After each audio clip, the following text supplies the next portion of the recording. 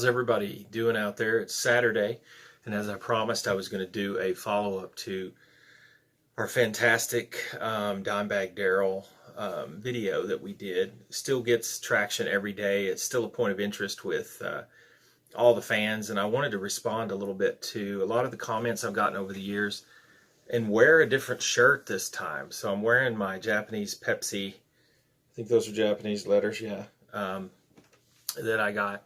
I didn't want to do the white t-shirt again, but I'd gotten so many questions, so many comments, and so many fans coming out. I think the videos, it does very well. So there had to be a part two because of several reiterations that were made during the process of the video becoming so popular. So this is was Dimebag Darrell buried with Eddie Van Halen's guitar part 2.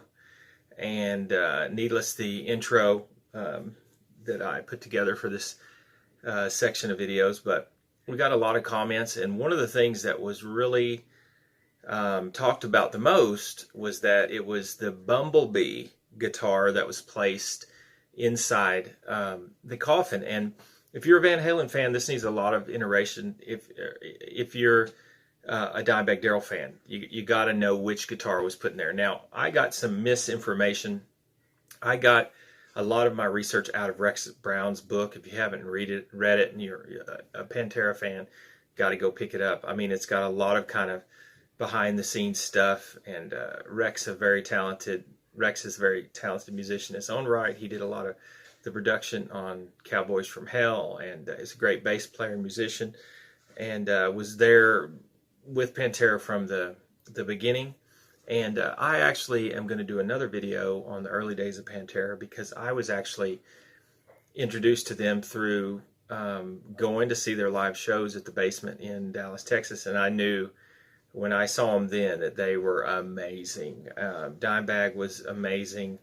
You notice right off when you watch him play the stretches that he does as a guitar player. So there's going to be kind of a third video from this, and where I talk about the early days of Pantera and all the neat things I heard and saw, and getting to meet the band, and talk about some of the things I noticed just right away, interacting with the band and getting to see them. They wouldn't remember me from Adam, but I had the mullet and the long hair back in the day, so got to see him probably 5 times, I think, at the Basement, and then I followed him years later and saw him twice at the Shrine Mosque here in Springfield. So be looking for that video. That's going to be coming really soon. I re-research everything, and I try to document when different things happen. So anyway, it looks like it was the blue and yellow striped Bumblebee guitar. I've heard that that's the guitar he used on Fair Warning. I think it's been documented, the guitars that he used on Van Halen 1 and 2, and I'm not sure if it was the red, black, and white striped guitar, which is like his signature amazing guitar, but for hardcore fans, it's the Bumblebee guitar, and it was the original guitar that was placed inside the coffin. So, and I heard it was a Kiss coffin too, so maybe that's something else to comment on, is that Darrell's request was that he be buried in a Kiss coffin. So, of course, Kiss ponied that right up, and I heard that's another thing too, is that he was buried in a Kiss coffin. Another thing was Eddie Van Halen, of course, was at the funeral, and I think he probably even said a few words, but the backstory there is that Eddie had met his brother and Dimebag's brother and Dimebag at their club there in Fort Smith or Dallas area. I'm not sure where the club was. I guess they were doing very well with the club as well. So they were into all kinds of stuff, but just originals, those two. When I used to watch Vinny set up his drums, he would come out always before the show started and try them out. He wasn't going to get out there without his set being the way that he wanted. But that's another thing at the funeral, is that I guess Eddie was there, and he was a bit of a nuisance to Rex for whatever reason.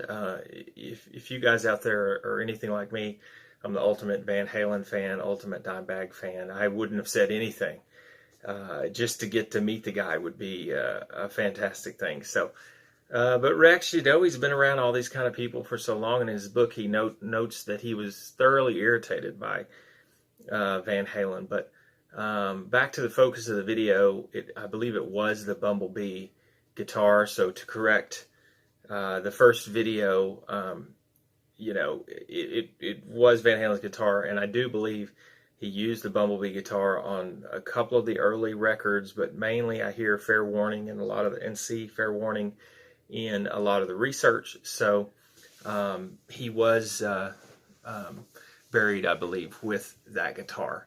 But let's get on to some of the comments that we've gotten over the years. Chuck Tinney tells me that, and this is what I'd heard too, that Eddie actually said at the funeral. And Chuck Tinney said, Dime was an original, and only an original deserves the original. And that's what Eddie said when he gave his guitar back to Dimebag Darrell. So thank you, Chuck, for reiterating that. And he actually left that a few years ago. Chuck, if you're seeing the video, man, thanks for the comment. And then Walter Evans said it was the yellow and black Charvel Strat on the back on the Van Halen 2 album. So we're kind of getting a timeline here between the second and the third albums, and maybe even the fourth, because Women and Children First, I think, is in between 2 and 4, which 4, I believe, was Fair Warning, which had Unchained and all that on there. I think Walter might be right. I think it might have been on the back of the second album, and I think that's the guitar. A little bit of gray area there, but Kurt Weems said there's a lot of nuts in this world. I hope his gravesite is on protected ground. For someone to desecrate Dime's grave would start a war, so to protect our fellow rockers, peace. I agree. I believe him and Vinnie Paul now. Since the last video was done, Vinnie Paul passed away. I believe it was a heart attack, and such a great guy and a trooper for the fans. Whenever I saw him, he would always come out and sign and talk to fans, and he was doing stuff, with the drums that I hadn't seen yet. He had hooked up some electronic drums, and he would, he had some buzzes, some dings that his drums would do during the show with some sampling stuff that was just amazing, and they would hook. Anyway, that's a whole nother video. And I'll research it good. So tune in for that video, Pantera Early Days, as well. And then Alibi for Chaos said, no, it's what he wanted, it's the best for the best. It's kind of a reiteration of the Eddie Van Halen quote that Kurt Weems was talking about. And then somebody said, I see this video was recorded 2014, but it's common knowledge that he was buried with a Bumblebee guitar from Van Halen 2.